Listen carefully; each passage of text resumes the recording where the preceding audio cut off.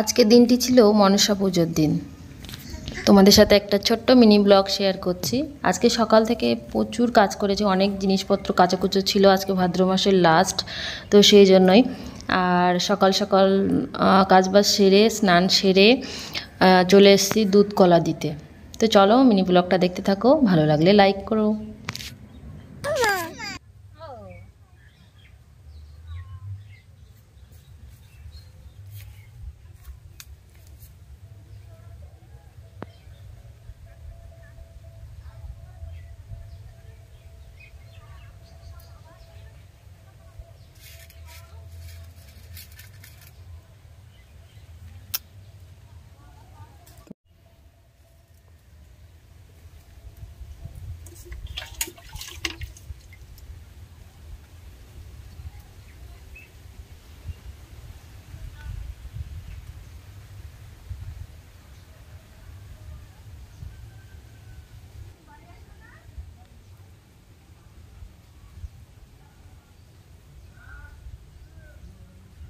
ফুলটা জবা ফুলটা ফুটেনি।